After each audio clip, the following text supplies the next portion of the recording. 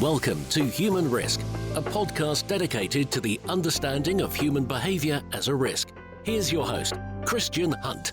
Hello and welcome back to the show. On this episode, I'm talking about something that might seem, on the face of it, to have very little to do with humans. And that topic is cybersecurity. But I'm not talking about firewalls, data encryption, or penetration testing. Instead, I'm looking at the kind of human error that can undermine even the best designed cybersecurity system. So think things like people sharing passwords, clicking on phishing links, or letting hackers into secure systems. My guest, Sarah Aalborg, works at the intersection of cybersecurity and human behaviour. And what she has to share isn't just relevant to cybersecurity professionals. It's of interest to anyone who's responsible for managing human risk in other contexts. Sarah is an IT security and behavioural design expert and the author of Secure by Choice, a new book that examines how cognitive biases affect IT security professionals and how understanding human behaviour can lead to more effective security cultures. In our conversation, we discuss how security training often focuses on what not to do rather than what to do, the pitfalls of those really annoying phishing tests that feel more like entrapment than education, and how applying behavioural design can turn common cybersecurity practices on their heads. It's a fascinating discussion on why knowledge doesn't equal action and how to design security with human behaviour in mind. It's Sarah Aalborg on Secure by Choice. Sarah, welcome to the Human Risk Podcast. Thank you. Thank you. It's an honor to be here. It's a pleasure to have you here. Look, you and I know each other, but for listeners that haven't come across you, tell them a little bit about yourself. Well, I'm an IT security and behavioral nerd. So I'm all into why people do as they do or don't do what they're supposed to do. And I've been working with IT security for like tons of years. And it's always struck me when people know what to do, why don't they do it? And that's curiosity made me look for a book. Once I was going on a vacation. I was like, I'm gonna need to read something on this. And then I found out that it didn't exist. So I wrote it myself, basically.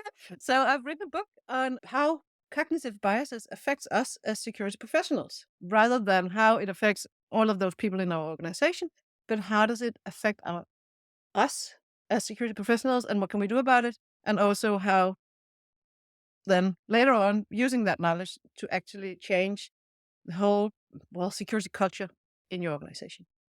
So in other words, it's if my world is bringing behavioural science to compliance, you're basically bringing behavioural science and that thinking into your space. Yeah, I hope to. So you're one of my big idols, so I won't put myself in that place.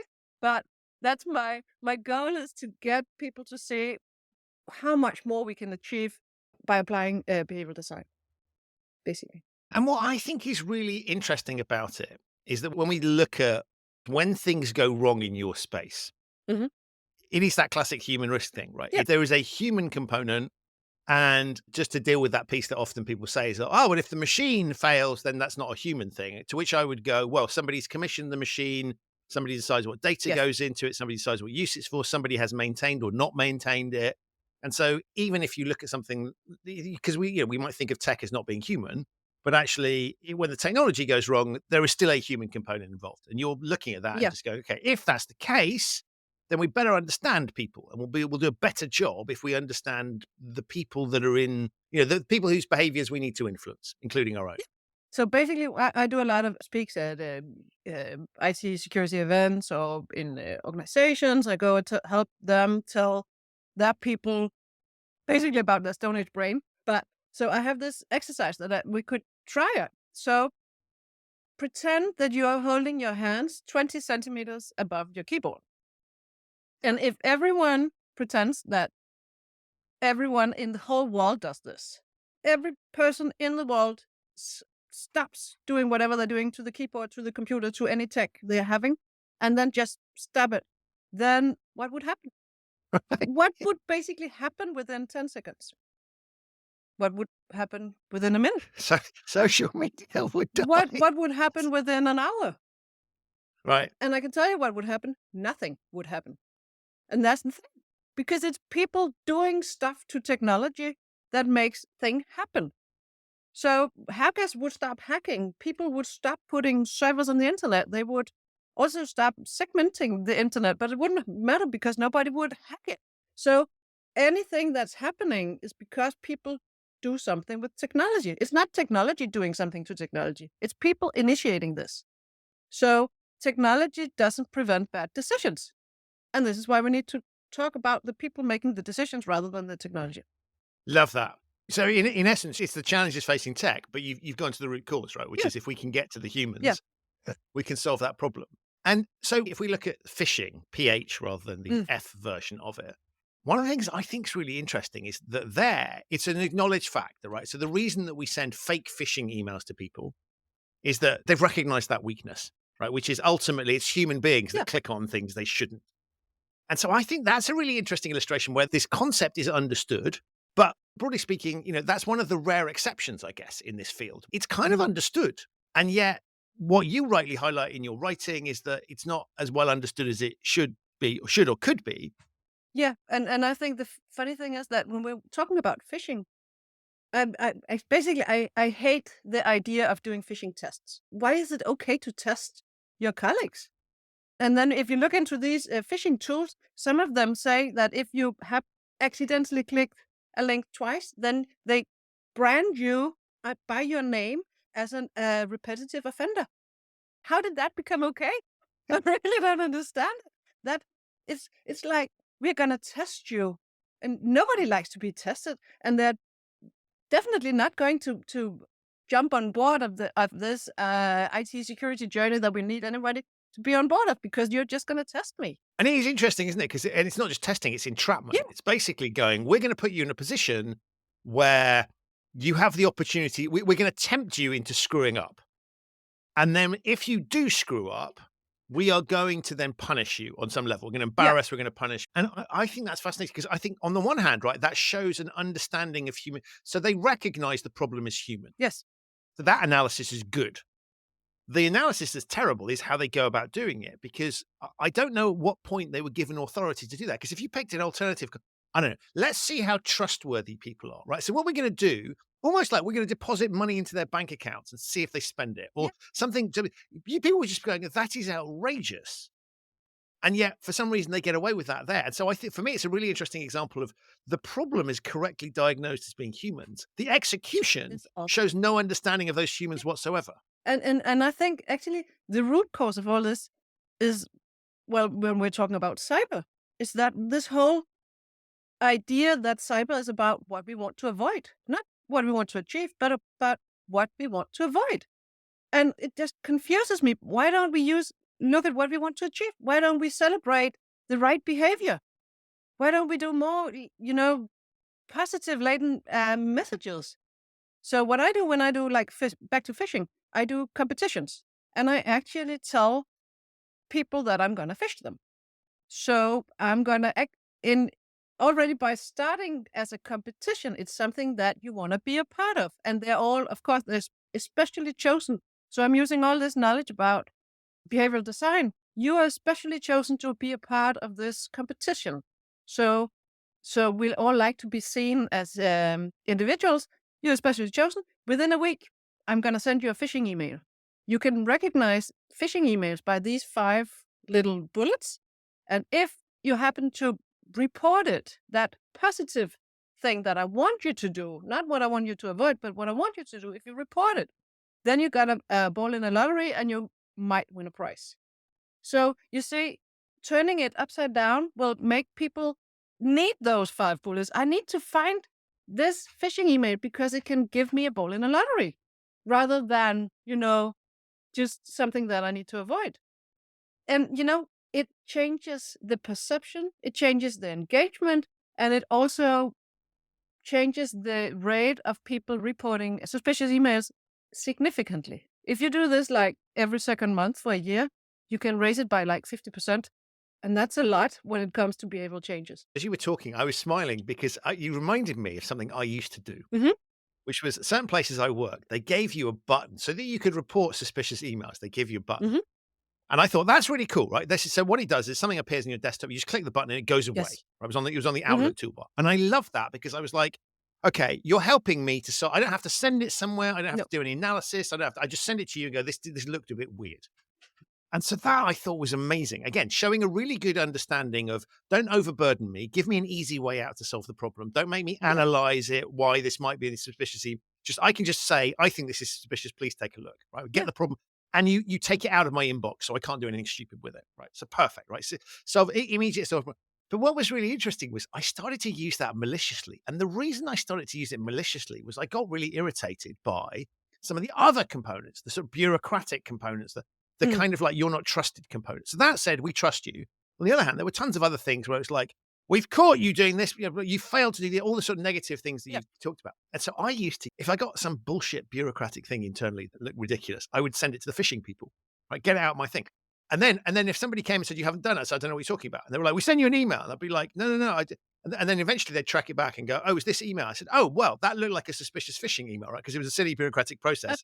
They were doing. So I thought I was doing a community exercise, right? In terms of if it looked bad, then I'm going to send it up because nobody in this organization should be sending out stupid exercises that look suspicious.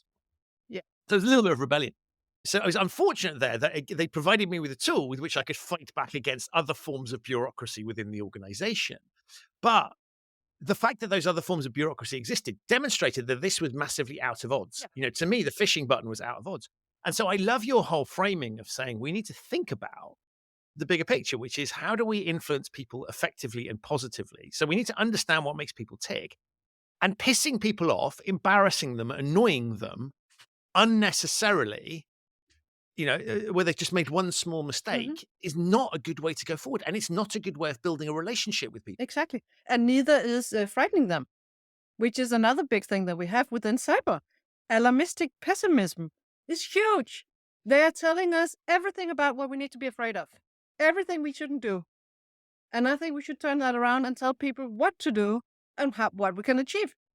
Because if knowing the risk would change behavior, then we wouldn't have a climate crisis. We wouldn't have a problem with obesity. We wouldn't have, and lots of those crises that we see right now, we all know about the climate. We all know we shouldn't travel flying or whatever. We still do.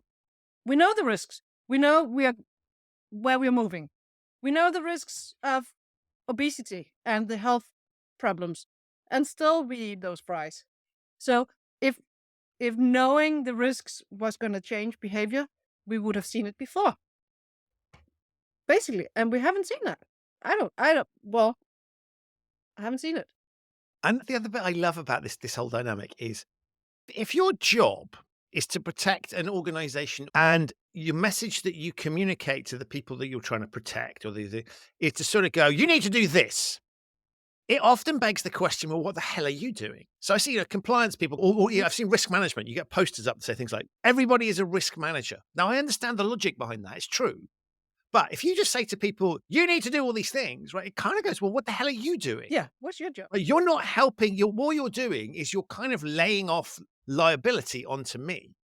And so whenever the communication is a negative kind of do this, otherwise hell will come down, right? One, as you point out, it's not effective. But two, you just sort of sit there, it's not very appealing. And so if we think about the police as a great, I think there are some things that the police forces do that's really good, right? Here's how you report things that are suspicious, right? Those sorts of things. But when you get stuff like messaging that kind of goes, well, don't have any valuables. Don't take your phone out. Yeah. You kind of go, well, that's just not realistic. It's not helpful. We have to accept that, sure, there are things that make people more vulnerable and we can be intelligent about that. But we have to also recognize that people are human and they have lives to lead and they have priorities and things that are going on. And so all of these things point to understanding real humans in the real world and how they operate. Yeah. And so what I love about your work and the way you talk about it is you're kind of going, I'm not changing the objective or the challenge. We're not lowering the bar. We still need to do these things, but there is a smarter way to do them, which is not about pissing people off, patronizing them, wasting their time, lecturing them. It is about engaging with them and understanding what situations are they in and how are they reasonably likely to react. And therefore, how do we equip them to do the things that we need them to do, not do the things that we don't. And so I think the way you talk about it is your starting point implicitly is, what does this feel like for them? Yeah. And I need to make it feel as natural and as fun as possible. Yeah, and basically I'm using what I call a 4-step model that I'm also the one that I'm teaching all over. I've mentioned it slightly in my book called Secure by Choice, but the next book is basically going to be on how to create a risk and behavior-based IT security culture.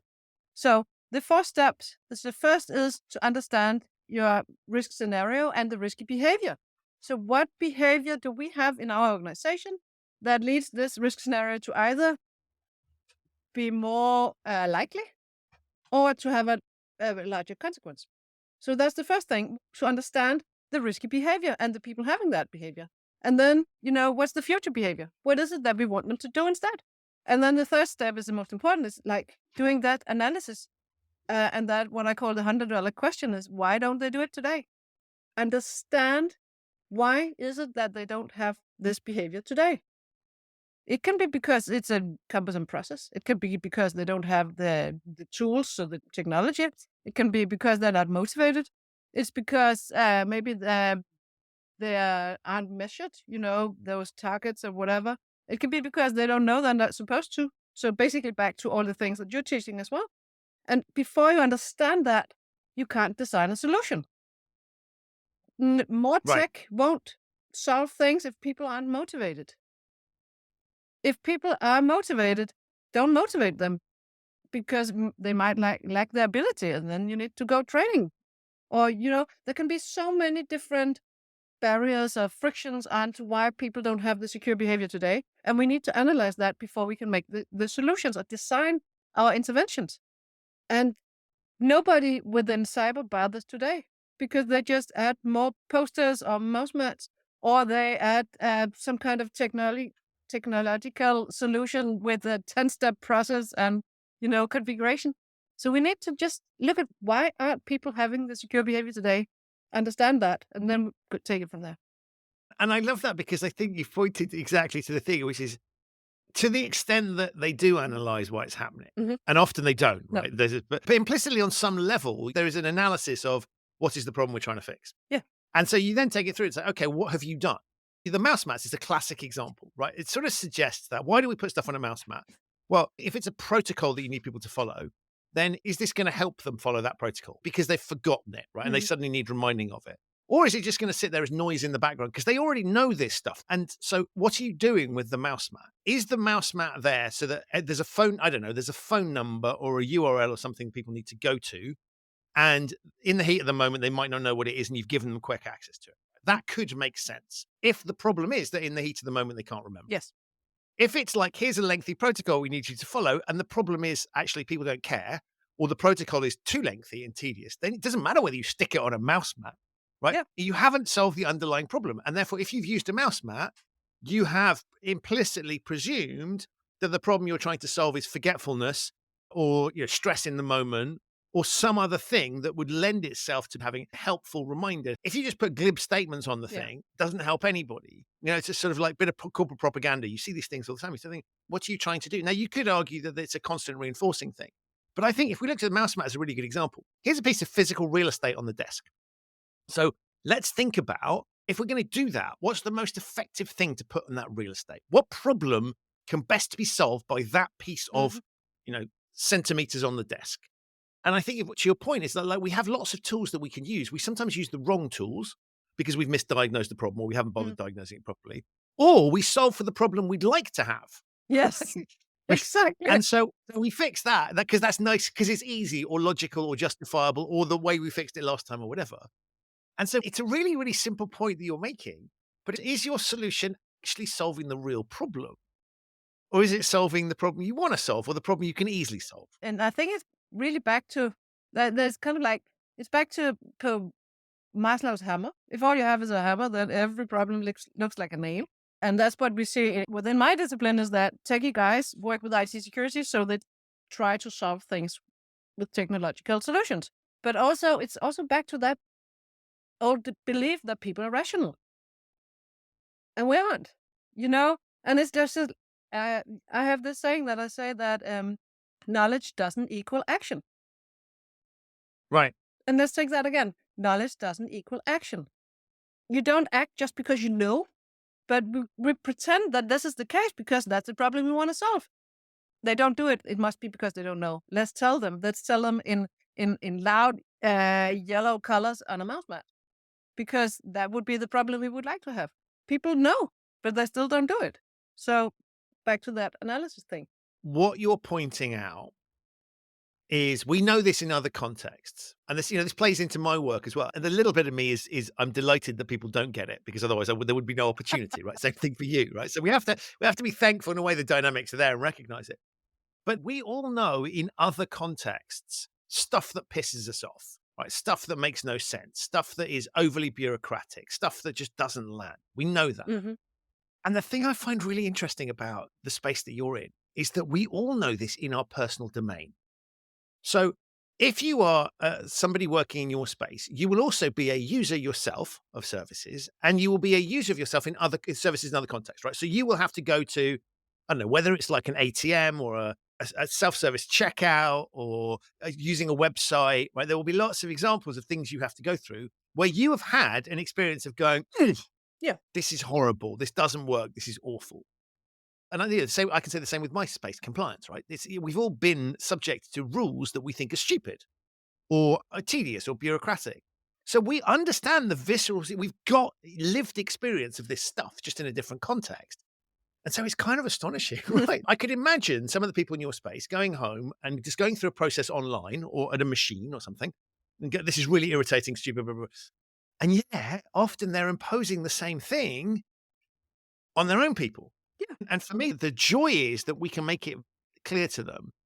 The surprising thing is that's not understood. It's almost like my own experience outside the workplace is different, and it's not. It's the same human thing. And I think if we could start to get people thinking those terms, suddenly, yeah, we can help provide the keys to unlock that, right? You think about, well, why was that irritating, or why was that bureaucratic, and what could we do to solve it? But it's making that leap that's the key bit here. Yeah. And we need to think about that. And it baffles me that we're continuously trying to tell people what to do without understanding why they don't do it. It's just, why is it? And it's both within compliance and within the whole cyber thing, because we have lots and lots of compliance within cyber, lots and lots of rules and things you have to do or can't do, whatever. And I always have this thing that we don't test our users or our employees. It's just negative laden words. We try not to do it. And it's also like, don't tell people what not to do without telling them what to do. It's a rule in my world. Tell I love that. people what to do, not what they shouldn't do. And there's so many things in that, but let's pretend we were going on a diet. And we all know what it takes to lose a few pounds, right? And if I were to choose between a diet where I had to eat 10 oranges a day and just shut my mouth and not eat anything, I would definitely choose the diet of eating 10 oranges, because it's something that I can do. We have this action bias. We want to do stuff. Stopping doing something or ceasing a habit or whatever is so hard for the human brain. It's much harder than doing stuff. So when we're working with whatever compliance thing it is, we need to tell people what to do and just stop telling them you can't do this without replacing that habit with something else, because it's not going to work. Right. And I think there's an interesting question for us, right? Which is that if we've recognized this problem, typically what we've started with is the kind of the end user experience and just gone, what does this feel like for them? We also, I think, have to deploy that same thing, which is what you do in the way that you write and talk about this, is we also have to say, okay, we need to understand things from the perspective of the people whose behaviors we're trying to change. Yes. So in other words, the people that are implementing the things that are problematic for the end user, that therefore mean we don't get the results that we want. So the people who design the phishing campaigns. Yeah. So in order to solve that problem is you and I have to understand what is making those people design a phishing campaign that is clearly going to piss people off, or it's clearly not going to have the desired effect. And so I find that fascinating because we're grappling with a behavioral challenge. But I guess I would argue that claiming expertise in this space, we need to try and solve that, right? That's our job, Yes. right? Because if you're saying, listen to me because I understand humans, then we have to demonstrate that in the way that we're persuading those people. And so I always think there's a lovely thing of we literally have to demonstrate that we can do this in order to be allowed to do this. Yes. And so there's behavioral science in deploying behavioral science. That's true. That's true. I have this saying that I say that we often don't see things as they are. We see the things as we are. So to do that, we also have to understand our own.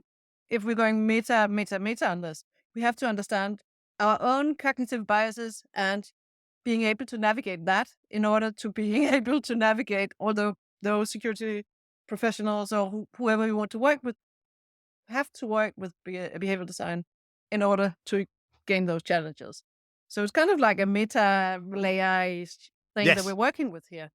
And I find that really fascinating.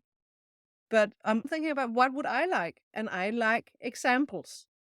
So this is why, when I wrote my book, people were like, "Oh, you can't write examples in there because it has to be designed for the solution." Yeah, but if you have no idea of how you could approach this, then you have no idea. We can't imagine what we can't imagine.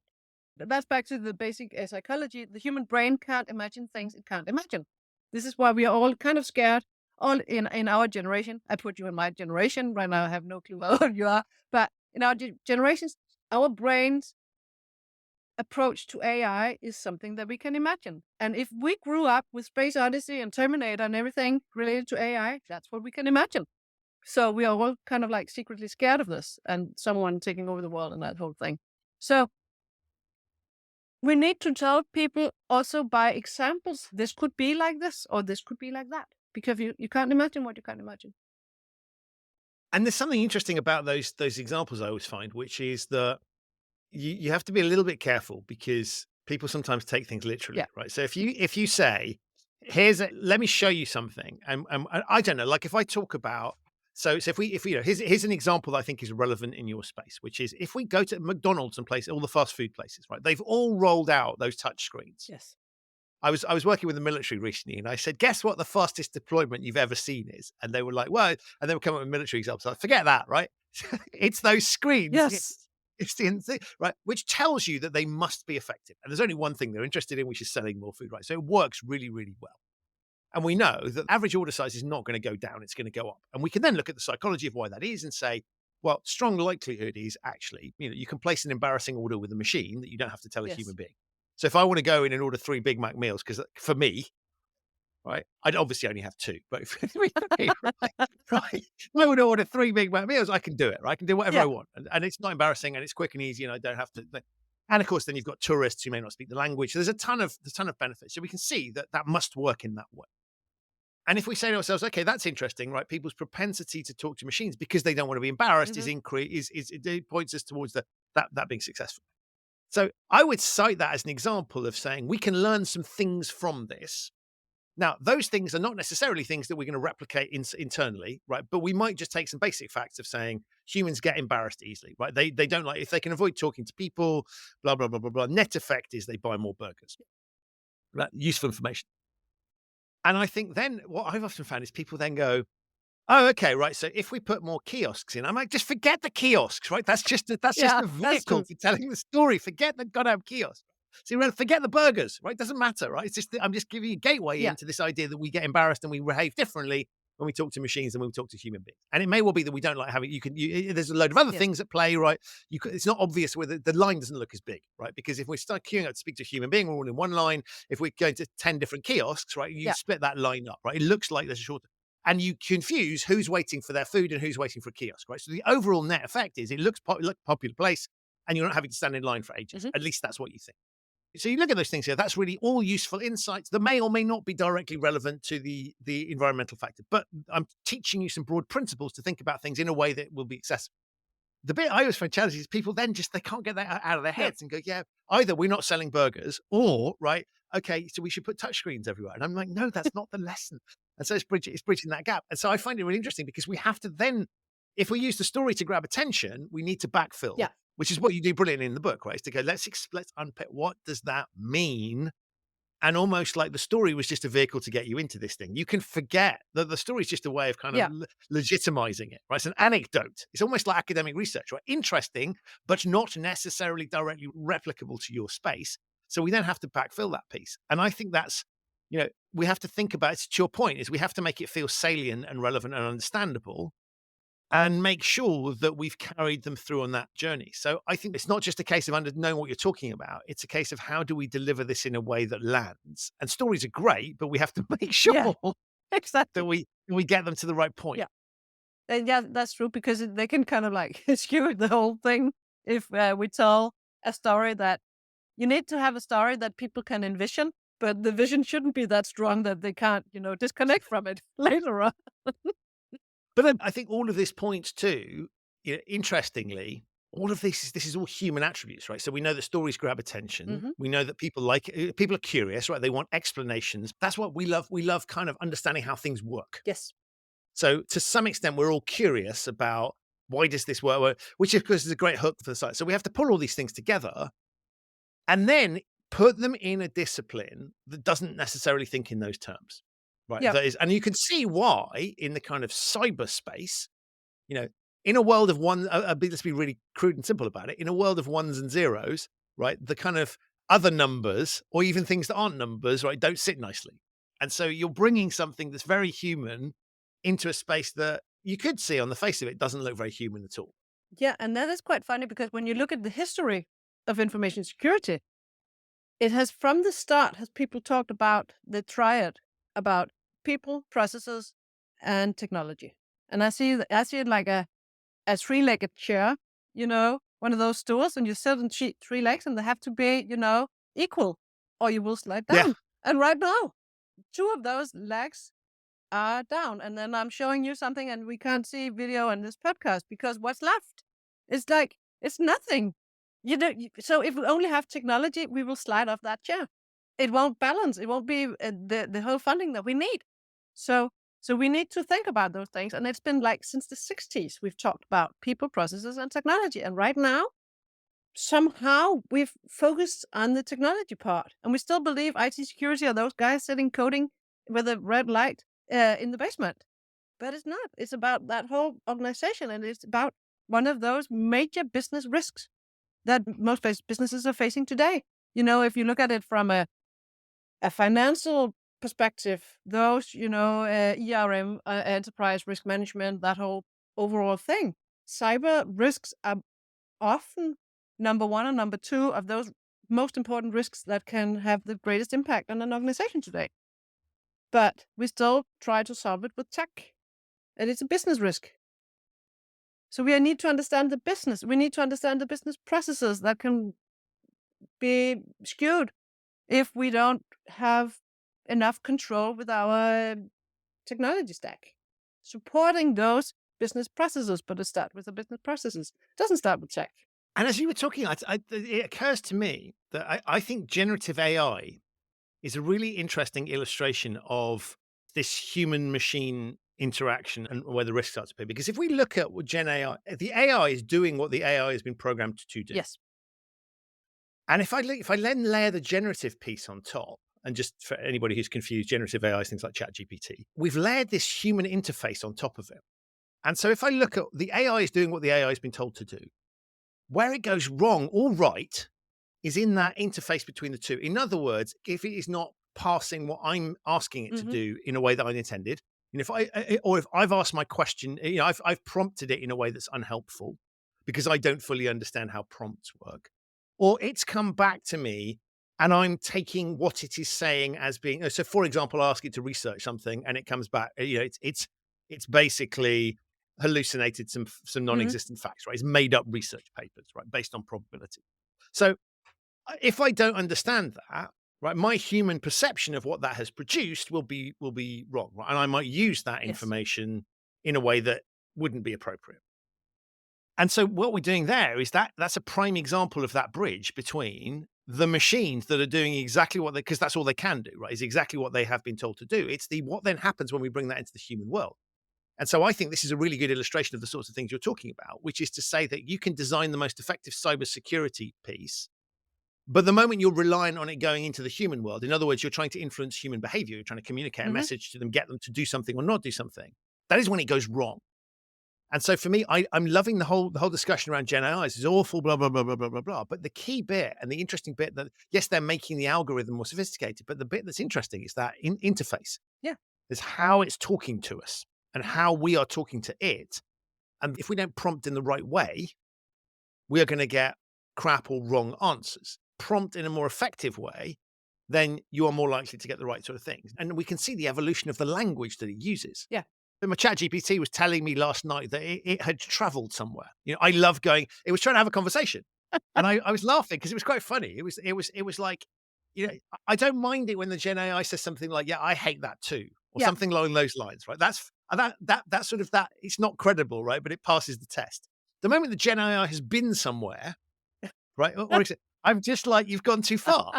But I thought that was interesting because that's what I think the big dance with Gen AI, it seems to me, is that human machine interface. Yeah. That's the bit. We have to help the humans to understand what this thing is capable of and what it's not capable of. And we have to start thinking about what might humans use this for, Yeah. right? So that's where you get the whole, how do we stop inappropriate requests? How do we make sure that we're not delivering back something that might be statistically correct based on the data that we have? We're back to the black Nazi soldiers. Yeah. And those sorts of things, where it delivers something that's not historically accurate. And so that for me is the interesting space, which I think is exactly the area that you're looking at. And so in a way, this seems to me, it's very timely what you're looking at, because this is, if I look to the hot topic, AI, Yeah. that's the bit they're really playing with at the moment to try and mesh to make it work for us. Yeah, I think you're absolutely right. I'm looking very much into AI also from a risk perspective, back to how on earth do you evaluate the risk of implementing something with AI inside into an organization? What questions do you need to ask? How do you evaluate that risk? And or does it increase the risk? Do you know? How do you know? When's it good enough? When have you, done your analysis properly so you are able to evaluate that? But you aren't, because they're continuously being updated. And what data are they being updated on? Who's controlling that? Can it be hacked by prompting? And how do we know if it can? There's so many questions, and it's so interesting. And it's back to people using technology and that whole idea of having a human in the loop that I like, but the human doesn't understand at all what they're, evaluating. There's so many really interesting and cool things about this. And I'm trying, to find some frameworks on how to risk assess AI. And we aren't there. Nobody have solved that. They're trying. There are lots of kind of like frameworks, but they haven't solved it yet. I view this a little bit like aging. Yeah. In the sense that we might try and stop the clock, right, and not get older, and try and, like the way that I will master all these things is I'm not going to age, right? Or ideally we go Benjamin Button, right, and get younger as we go. But as we look at the challenge, I think, with AI is it's here, it's not going anywhere, and yet so I see some organizations where they kind of the solution to the problem is we've banned it. Yeah. And I always find that entertaining, because I sort of go, what do you mean you've banned it? Okay, so you're not bringing it into your organization. But don't think your employees are not going to be using it. They are.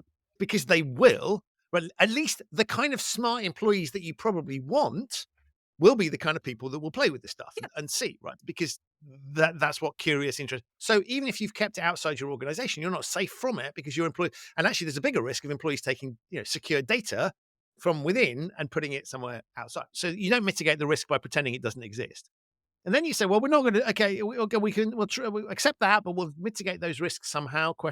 And then, but we're not going to bring it in internally. And I'm like, well, if you don't bring it in internally, there may be someone doing exactly what you do that can then reduce their cost base, do it more effectively, get better results, provide better customers, whatever it is, right? They will be more competitive than you are on some level. So you can't ignore it. And so I think this is a wonderful illustration of this is like aging, right? We can like kid ourselves, we can do all sorts of things, but bottom line is this is here. We have to face facts and handle it and manage it, which of course is a classic human bias. Just because the risk is staring you in the face, climate would be a good example, doesn't necessarily mean that we're there. So in a way, the more one dives into this topic with you and the way you talk about it is this is a really human topic. It is. Because all these biases are coming to the fore in the decision making.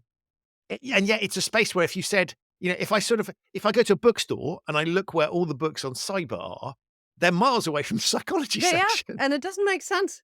It really doesn't make sense. But looking back to this whole AI, what I found at some point is that I am myself secretly just a little bit scared about it. And I found whenever I talk with people, when you dive into this, people, at least in my community, they've been skeptical, and they're kind of like, nah. And we're all a little bit scared about it. And I was like, why is that? Why is it that we have this feeling that when the management, are standing there and saying, we're going to dive into this, all this new thing, why is it that we are all kind of like taking a step back and saying, I'm not sure I'm on board.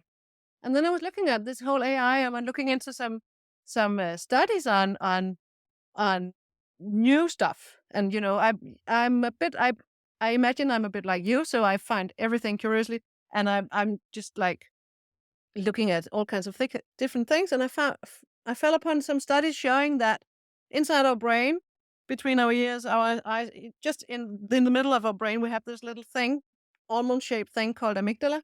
Amygdala is in control of our limbic system. That would be, the fear response. So it's, the freeze, fear, flight response.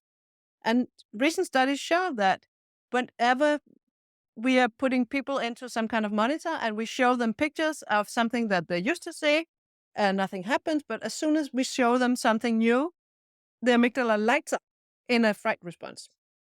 So it's, it activates our limbic system the moment it sees something new. And when it sees something that it used to, nothing happens. So this means that with this whole AI and all of this newness, whenever we see something new, our instinctual response is to be afraid. I think there's something there.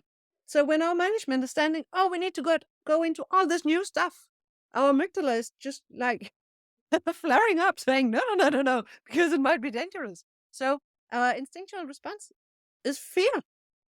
And can you see how that in this world where everything goes so fast and we have this AI, and if we can't imagine what we can't imagine, our whole, the picture, and then when we look back to whatever we've experienced, and our subconscious brain doesn't care if it knows stuff from fiction or reality. It doesn't matter. It feels that it has, whenever you've heard a story, seen a movie, whatever, your brain thinks it has experienced it itself. So if it has experienced Terminator, Space Odyssey, all of those things, and the fear response lights up whenever we see new stuff, I can understand why AI is frightening a lot of us. But it's interesting as you were talking, because I was thinking, well, hold on. Okay, so the counter argument to that would be to say, you referenced the mythical boss, right? Who goes, we need to do these things. You could say, well, hold on a minute. One of the reasons I might be fearful is what are the consequences for me personally, right? So I'm potentially going to lose my job on some level. The second fear you might have is to say, actually, these people who are telling us to do this don't know what they're talking about, right? Because they don't have, so the expertise, and let's ignore the fact that we have, lots of men running companies whose expertise is questionable sometimes, right? Not necessarily there for the right reasons. But even let's imagine you've got the best appointed CEO, right? That's got experience of that particular business, right? That's there on merit, right? Male or female. And they say, we want to do AR. You could rightly turn around and think, you may not want to say, but you could think they have no clue, right? Yeah. They don't know what they're talking about. And so suddenly, even if I trusted them on other things, I might turn around and say, this is such a category changer that they're clueless. So there's a little bit of me that says, I agree with you entirely, right? Natural reaction is to be fearful of things that we don't know, right? Extreme example being race, driving racism and various other things, right? But you could also say, well, actually, this is because it's a game changer, right? It's like, why would I, just because I trust somebody in domain A, I'm not going to go and I'm not going to go and talk to my lawyer about brain surgery. Yeah. Right? No matter how smart they are, because they don't have no clue. And so I think there's an interesting thing here where the reaction you've described to being fearful of something has validity, right? Yeah. If I don't know something, I should be more aware of it than if I do. And so in that particular construct, for all of the reasons that it's a terrible idea to reject new things, because we've talked about it, it's happening anyway. It's coming. It's here. We need to face facts. We probably do need to work out how to integrate it in our business if we want to have a sustainable business, blah, blah, blah, blah, blah. On the other hand, you can sort of say, well, the human brain's doing it's a powerful, on some level, not necessarily to the extent, but at some level, it is good to question that, right? And to think, do they actually know what they're talking about? And so the challenge comes with the balancing act. And I think it's always fascinating when people talk about cognitive biases, like it's a massive weakness, right? Let me show you the flaws in our thinking. And I agree, in some situations, it is an absolute flaw, right? So overconfidence is what turbocharges innovation and gets people to start. Brilliant things happen, right? People do things they would never dream were possible because of confidence. On the other hand, people do dumb shit as well. That's crazy. And so this is, I think what you're rightly pointing out here is that's a sort of the negative side's kicking in. But we also have to recognize that these biases have kept the species alive, Yes. right? They work well on some level.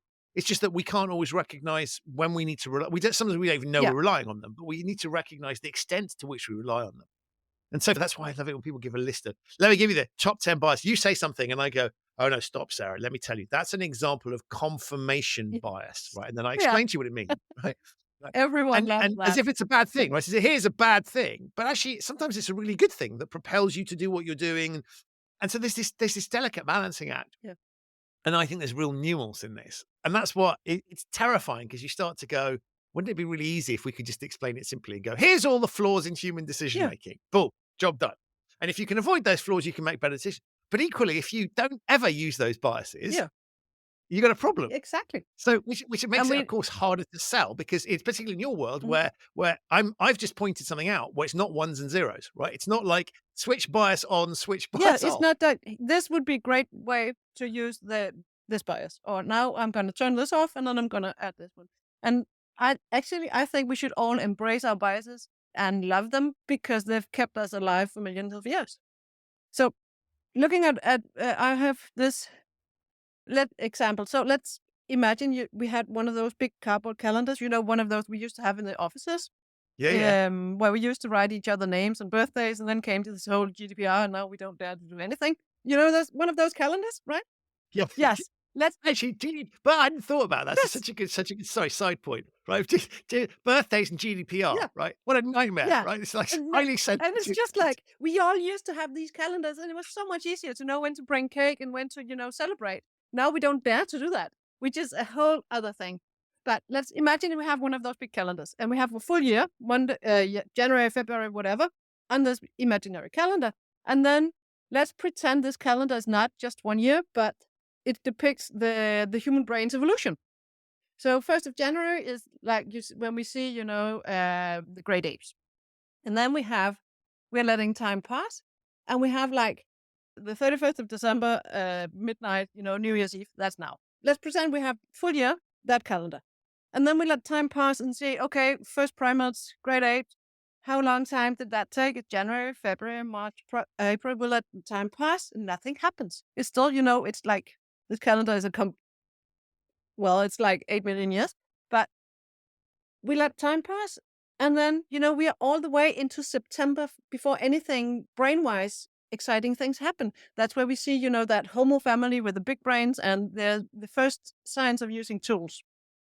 Then let's time pass on this big imaginary calendar. And in October, we start to handle fire. Huge game changer, because we can kind of like cook our meat, get more fat, and the brain consists of like 60% fat, much more interesting. On 15th of December, and this whole big calendar, time has passed. We see the next exciting thing brain-wise. That's the Stone Age. That's, where people would look like you and I, give or take, a bit more furry clothes or hairy faces, but still people would look like us. They would have the same IQ. They would have the same feelings. They would have the same way of understanding. Some people speculate that if you have a time machine, like in Calvin and Hobbes, you could adopt a child from the Stone Ages and they would go into a perfectly normal kindergarten, grow up in a family. So that's the 15th of December. And the funny thing is, the brain hasn't changed much since then. Moving Right. on, past Christmas, 25th of December, we see the next thing, agriculture. And this is where, we start actually from a compliance perspective. This is where we see the first signs of user and access management, because we start, fencing and protecting our assets. On the 31st of December, 27th, we see writing. The Sumerian invents writing, which is really funny, because right after we see encryption. On the 31st of December, we see the Roman Empire. And, the organizations and the concrete roads through Europe and that whole structural thing. And on the 31st of December, at like 2 to midnight, that's where we see the first computer. That's where we see digitization. That's where we see, a split second before the firecrackers, we see AI. And the brain hasn't changed since the 15th of December. It has been configured using this whole big cardboard calendar. So we need to understand that configuration, because, we won't get an update to that operating system in our brains until January on the next calendar. So we need to understand how the brain is configured, because we've only spent like 2 minutes of time on this whole big calendar in a digital world. It has been configured to manage survival by avoiding physical dangers and avoiding an excess spend of Right. energy.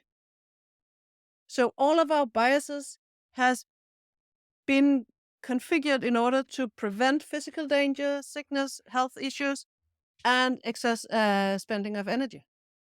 So that's the brain's configuration, and we need to understand that in order to understand how to navigate the digital world, because the brain won't change.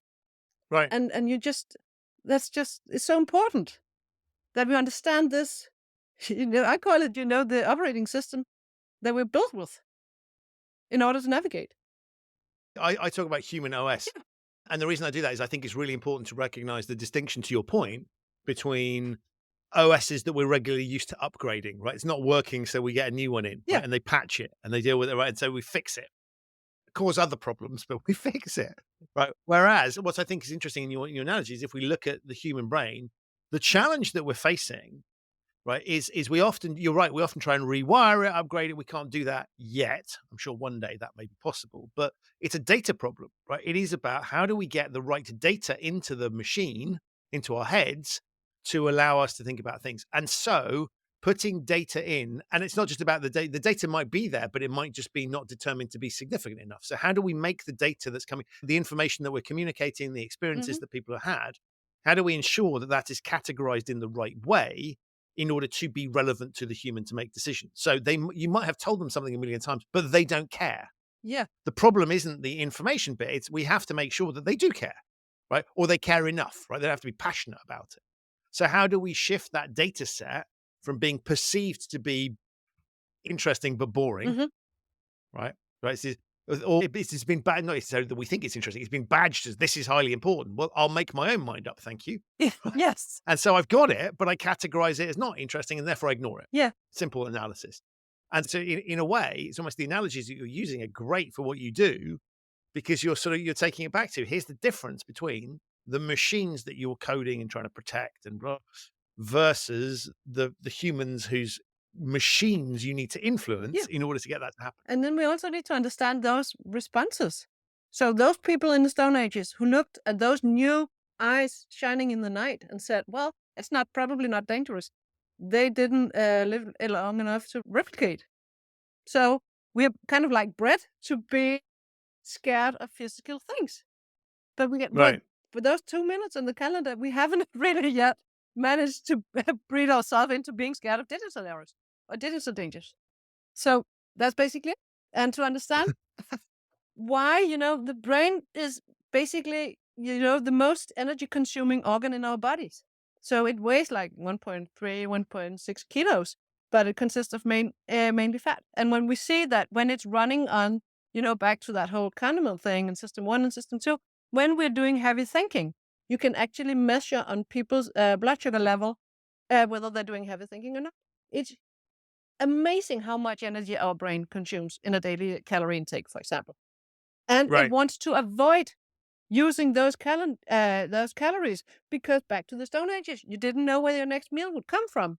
So whenever it's possible at all, the brain will turn to the biases that are kind of like little shortcuts, little apps that helps us make fast decisions.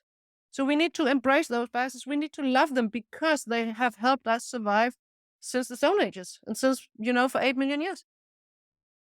Basically. The way you're talking, like, if we ignore the subject that we're talking about, just the way you're talking about it, I think feels a long way away from the cyber world. Yeah.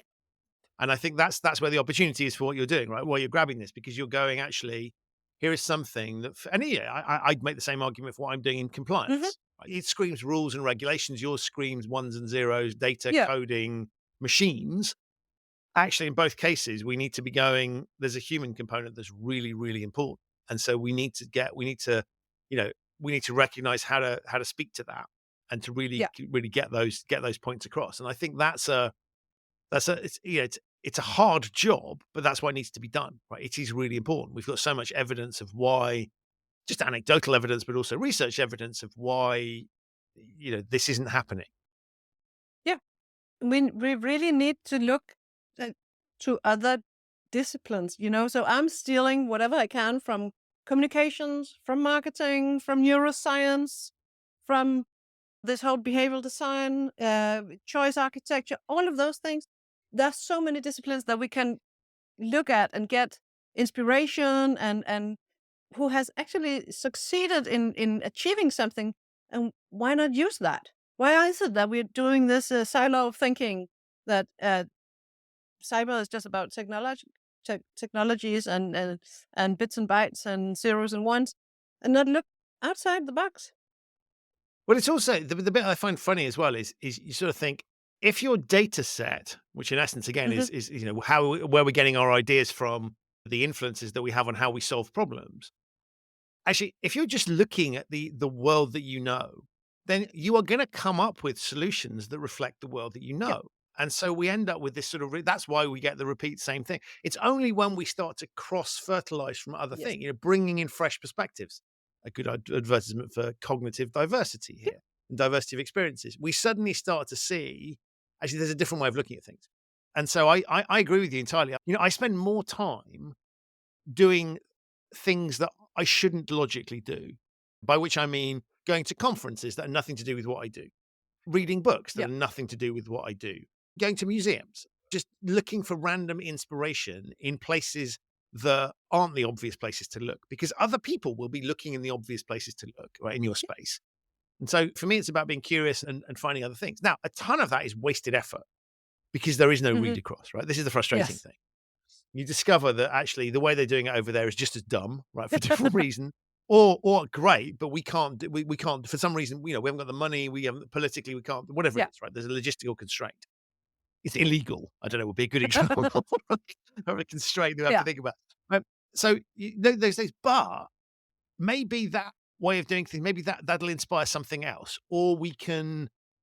I don't know. We can find something that we might do the opposite of. Yeah. Right? Terrible way of doing things Yeah. over there. But if we did the opposite of that, that'd That be might quite help. cool. Um, And so I love this idea of bringing in different sources and yeah. inspirations to just try and think about things differently. Because otherwise, we're just fishing in the same pool. And we need to look at what I'm also looking at is the teaching, didactical, the world of didactical.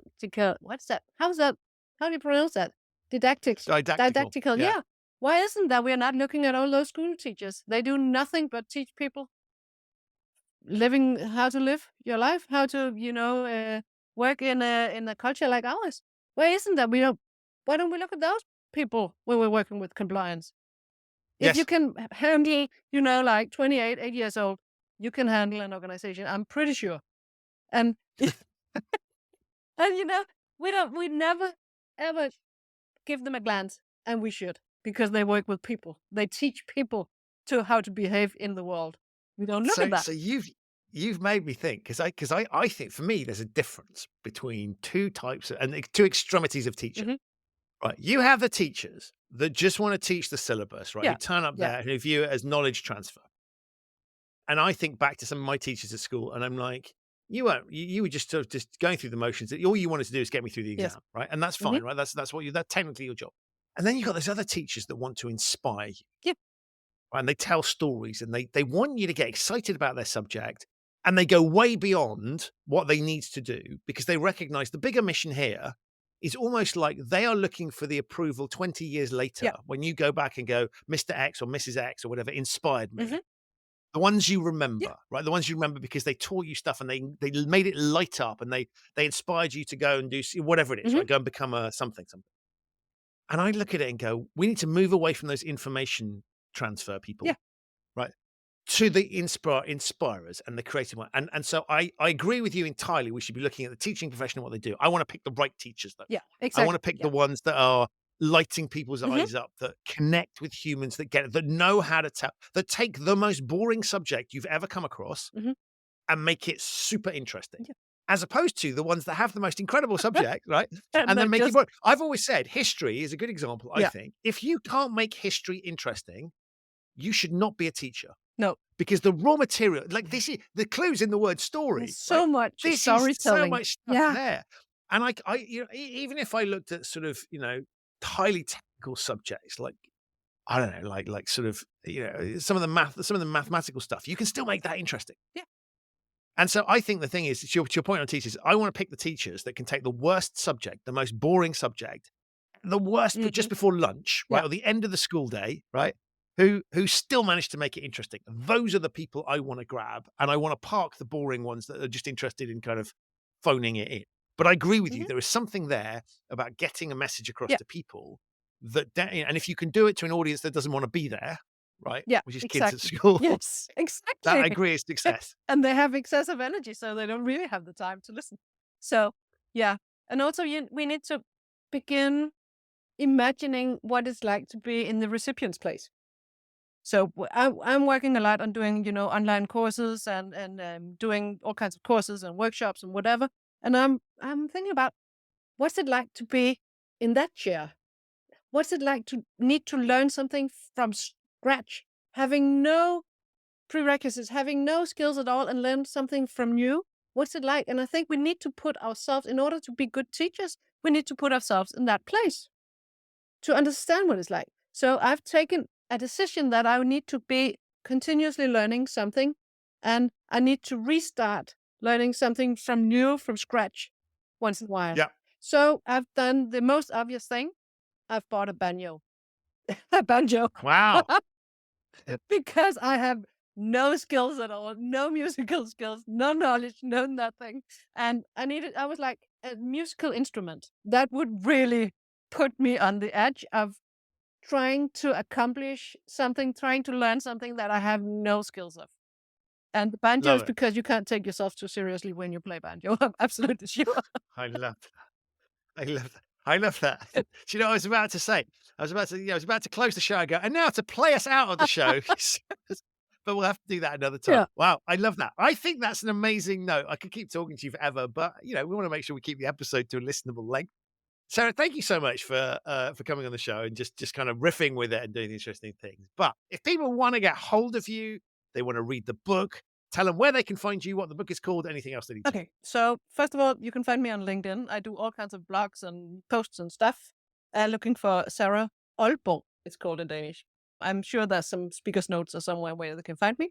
The show notes will cover that. Yes, and then my book is called Secure by Choice, and you can find it at securebychoice.com. So that's the website where you can grab my blog, grab my book, and whatever. Also contact me if there's anything that you want to discuss. I'm always game for a discussion on behavioral design, behavioral science, that whole thing. Amazing. And the one thing I would say, actually, is off the back of what we were saying before, is that, yes, this is targeted at a specific audience. But one of the things I think is interesting, back to looking for, I read books that talk about solving problems in different sectors, and particularly if it's got a behavioral twist on it. And so I would recommend this not just for the obvious core audience, but also for people who are saying, I want a different perspective on how to solve problems. I want some behavioral science insights. A nice, accessible book that talks about in very simple terms, talks about how do we deploy behavioral science to solve real world problems. So yeah, although you're talking to your audience, you talk to them really well, this isn't inaccessible, as we were talking before, and as people would have detected in the way that you talk, also relevant to other people. So it comes recommended. So I will put links to all of those things in the show notes. Sarah, thank you so much for what you do. I think it's really important, really interesting. I love the way your brain operates. You talked before about having a popcorn brain, similar to the one mine that bounces around. So it's been an absolute pleasure watching what you do, reading your content. But it's been even more of a pleasure to have you on the show. So thank you so much. Thank you so much for having me. So that's it for this episode of the show. My enormous thanks to Sarah for appearing, and of course to you for listening. To find out more about Sarah, her work, and her book Secure by Choice, have a look in the show notes. There are links to those there.